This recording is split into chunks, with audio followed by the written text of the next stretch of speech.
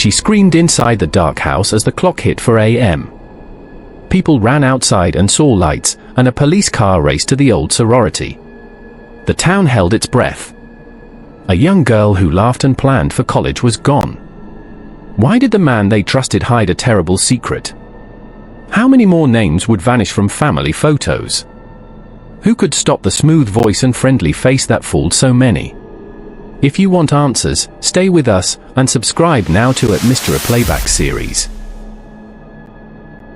People in the town woke to bad news. It was January. Snow was not here, but the air felt cold. On a sleepy street near the campus of Florida State University, something terrible had happened. The lights of the Chi Omega house were bright with police cars and news vans. Officers walked slowly, heads down. They moved like people in a dream. This night would not be forgotten. A young woman named Margaret, Meg, had been inside the house. Other girls slept and planned for classes. Their world was simple and safe. But that safety broke. Someone had come in and stolen their peace. The town would ask the same words over and over. Who did this? Why? Ted Bundy was a man who could be kind. He smiled easy and spoke well. People thought he was helpful. He sometimes worked at a law office. He had friends. He could talk to people and make them feel calm. But the calm was only a mask. He hid terrible things behind that smile. From the mid-1970s, young women went missing in several places. They disappeared from parking lots, from campuses, from quiet streets. Bundy used ways to trick them. He often pretended to be hurt or asked for help. He wore a cast or a uniform. He asked if they could help him carry something. The girls wanted to help. Then the girls were gone. At first, the disappearances were small news. A college student vanishes and the police look for her. But missing girls turned into missing women in many towns. The pattern grew and fear spread. Mothers stared at front doors. Young women walked in pairs. The simple choices of college days, walking to class, going out at night, felt heavy now. A stranger could be at every corner. From Washington to Utah, from Colorado to Florida, detectives saw a pattern and began to speak the name. A single person might be moving around the country. Later, investigators learned about escapes from custody, clever tricks, and long drives at night. The police compared notes and followed small clues. The arrest, the escapes, and the flight. Police arrested Bundy more than once. He tried to get away. He ran from officers and even escaped from jail twice. Once free, he moved to Florida and the attacks turned very dark. The story that had been spread out across towns came to a head in Tallahassee at the sorority house. That night, the world learned the face behind the stories and the country watched his trial unfold. People listened to testimony and felt a sick, slow shock. How could someone who looked so ordinary do such harm? Each name taken is a person. Several young women were killed. The papers listed names, and families rebuilt from grief. A few girls survived attacks and told brave stories in court. Their words helped show what happened. Families wanted answers. The town wanted truth. The world wanted to know how a smiling man could be so cruel. The trial rooms filled. Cameras lined the walls. People watched as small, simple facts became the evidence. Witnesses spoke. Survivors told what they saw. Prosecutors showed how the man could trick girls into trusting him. The jury listened to nights of fear, to stolen photos, to police reports, and to the scars families carried. Bundy tried to fight in court. He spoke and acted like someone who was safe and clever. But cold facts and many victim stories made the past clear. In the end, the judge would hand down sentences that matched how the country felt, a need to keep everyone safe and to answer the broken questions. As the local papers printed names and the nation watched, people felt a new worry. If a charming stranger could hide and move between states, who was safe? Parents hugged their children closer. Colleges changed how they watched parking lots and dorm halls. The idea of safety in small towns changed forever. Years after the first disappearances, the man sat on death row. He spoke to reporters and to priests. He could not escape the long list of families and the evidence. In 1989, he was executed in Florida. For many, the end brought some rest.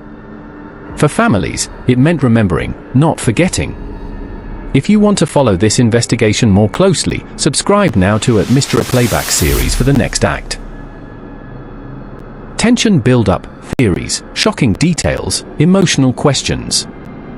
Detectives found patterns in the cars, in footprints, in small notes left behind. Some wondered if Bundy worked with others. Some thought he began much earlier than they first thought. People asked, did anyone notice odd things and stay silent? Why did the system fail to catch him sooner? Families asked, could we have done something different? Investigators also found travel across many states. He had ties to college towns. He used charm to disarm. He used tricks to move women into quiet places. These details made the hunt slow but steady. One small clue moved the case forward in one town, another clue in a different state matched a single tool or a single car. The pattern stitched together. This is not a story for thrills. These were real people. Each name is someone's child, friend, or sister. The pages of the court had faces that families would never forget. This story asks us to remember and to learn. In the final days before the end, the man made choices about what he would tell the world. He gave names and made confessions that were part truth and part manipulation. Families waited to hear the truth. Some got it. Others still sit with the gaps. If you want the full, deep retelling, every court day, every witness, every small clue, subscribe to @MysteryPlaybacksSeries and watch the whole film now. The courthouse in Miami felt heavy that summer morning. The air outside was hot, but inside it was tense. Rows of wooden benches were filled with reporters, students, grieving families, and strangers who had followed the case on the news. Bundy sat at the defense table in a light suit, hair combed, pen in hand. He sometimes smiled. Sometimes he whispered to the lawyers. But the eyes of the jury stayed fixed on him, studying every move. On the witness stand, a young woman in her 20s adjusted the microphone. She spoke softly, telling the jury how she had been attacked but managed to escape. She remembered his eyes, the sound of his voice, the way he asked for help before turning violent. Her words made the room quiet. Even the air felt still. The prosecutor showed photos, not of violence, but of the Chi Omega sorority house, the layout, the broken door lock. The evidence was building. Piece by piece, it was becoming clear that the man in the suit and tie was the same shadow who had moved silently through hallways and parking lots. Television brought the trial into living rooms across America. People could see Bundy questioning witnesses himself, smiling for cameras, and trying to control the story. It was strange for many, a man accused of such horrors acting like a celebrity. Some viewers thought he was smart. Others saw arrogance. Many felt chills. They realized this man was not just a headline but a skilled manipulator who had fooled dozens of people for years. Outside the courthouse, college students held signs urging justice for the victims. Families of the missing sat together, holding hands. Some prayed quietly. Others stared straight ahead, eyes full of both anger and sorrow. The Chi Omega case gave prosecutors something they never had before: living witnesses and physical evidence. Bite marks, hair samples, and fibers linked Bundy to the murders. A dental expert showed how the bite pattern matched Bundy's teeth exactly. The defense tried to argue it was not enough, but the jury listened closely. For the first time, the charming mask was cracking. Facts were stacking too high to ignore. Not all victims were killed. Some survived attacks and bravely came to court. They described the way Bundy lured them, often pretending to be injured or needing help. They spoke about the moment his voice changed, the sudden strength, the terrifying realization that help would never come. One survivor from Utah told the court about being grabbed in a parking lot, how she fought, and how a passerby scared him off. Another described waking up in a hospital bed, confused, her memory slowly returning to flashes of his face. These voices were powerful. They gave names, dates, and moments that the jury could not forget. Detectives from multiple states had worked for years on the puzzle. They shared notes about missing girls from Washington, Oregon, Utah, Colorado, and Florida. The same description kept appearing, a handsome man in his 20s or 30s, with a warm smile, sometimes using the name Ted. He drove a light-colored Volkswagen Beetle, often seen parked near campuses. That detail became famous in police reports. In the end, his car would be searched and hold small clues, fibers, hair, and tools, tying him to several crime scenes. In July 1979, the jury found Bundy guilty of the Chi Omega murders and the attempted murder of another student that same night. The judge sentenced him to death. But this was not the end. Bundy still faced trials in other states. He was later found guilty of murdering a 12-year-old girl in Florida and received another death sentence. Even then, he tried to appeal, buying himself years on death row. Even in prison, Bundy attracted attention. Some people wrote him letters. Others visited him. He was interviewed by journalists and researchers trying to understand how someone like him could exist. Criminologists studied his charm, his manipulations, and his ability to blend in. They called him a classic psychopath, someone with no empathy, who could pretend to care but only to get what he wanted. By January 1989, the appeals had run out. Outside the Florida State Prison, hundreds of people gathered the night before his execution. Some held signs celebrating justice. Others prayed. Reporters crowded the gates. Inside, Bundy spoke to FBI agents, giving final confessions to murders he had long denied. He admitted to crimes across several states, naming some victims, leaving others unnamed. It was a mix of truth and manipulation, even at the end. On January 24, 1989, Ted Bundy was executed in the electric chair. Crowds outside cheered when the news came. For many families, it was a moment of relief. Though the loss of their loved ones would never fade. Bundy's case changed how police departments shared information. It taught law enforcement to connect cases across state lines more quickly. It also led to better campus safety measures, more awareness campaigns for young women, and stronger databases for missing persons. But it also left a chilling reminder: evil can hide in plain sight. The smiling man offering to help carry books could be the same man planning harm. Stay with us as we uncover the deeper timeline, the untold details from survivors, and the chilling evidence that finally trapped Ted Bundy. Subscribe now to MysteryPlaybacksSeries.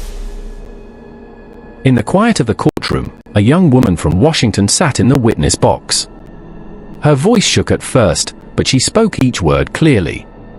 She told how a man had approached her at a lake, wearing a sling, asking for help loading a boat onto his car.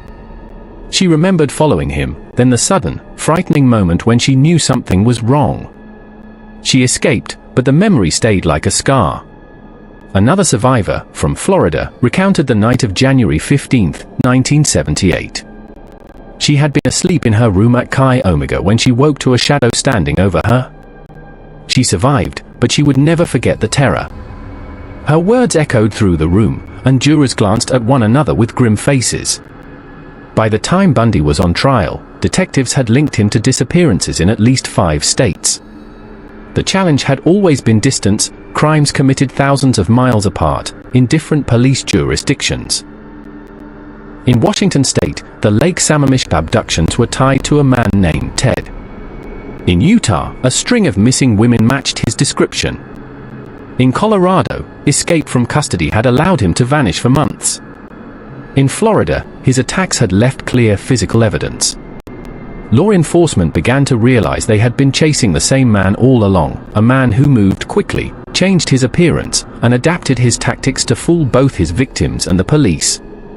Experts who studied Bundy later agreed on one thing: his ability to present himself as harmless was key to his crimes. He was educated, articulate, and appeared respectable. Psychologists described him as a manipulator with no empathy, someone who could fake emotions to gain trust. They noted how he used charm as a weapon, smiling at strangers, offering help, or pretending to need help himself. He blended into crowds, made friends easily, and used these skills to mask his darker reality. For years, this facade allowed him to walk freely while police searched for a suspect they never imagined could be sitting beside them in a law library or at a public event. It was the Chi Omega case that finally broke the cycle. Bite mark analysis, hair comparisons, and witness identifications formed a chain of proof. The jury could see the links. Bundy's dental impressions matched the wounds left on a victim, fibers from his clothing matched fibers found at the scene, survivors identified his face and voice. Forensic science in the 1970s was not as advanced as today, but it was enough. The puzzle pieces fit together, and the image they formed was undeniable.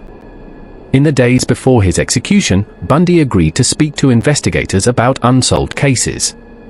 He admitted to over 30 murders, though experts believe the true number may be higher. Some families finally heard confirmation of what they had long feared. Others were left with unanswered questions, as Bundy kept certain details to himself, possibly as a way to maintain control even in his final hours.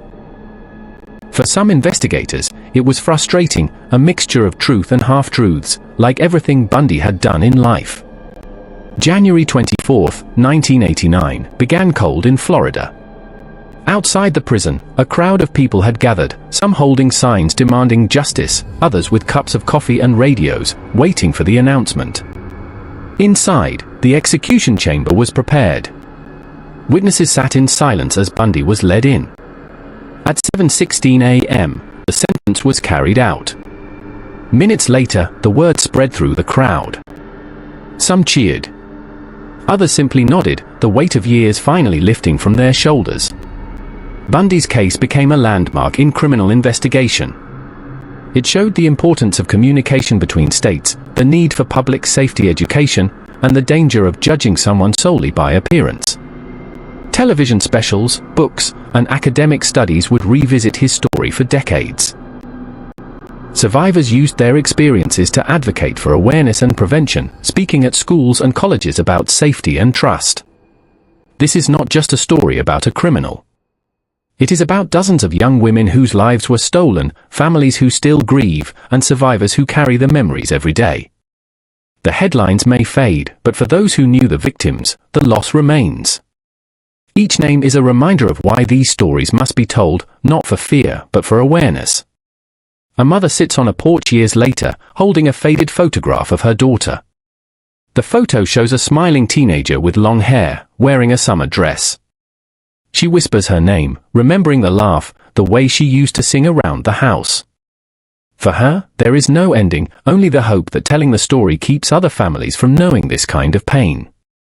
If this story moved you, subscribe to MysteryPlaybacksSeries for more true crime films that honor the victims and reveal the truth behind the headlines. And in the comments, tell us, which moment in this story will you never forget?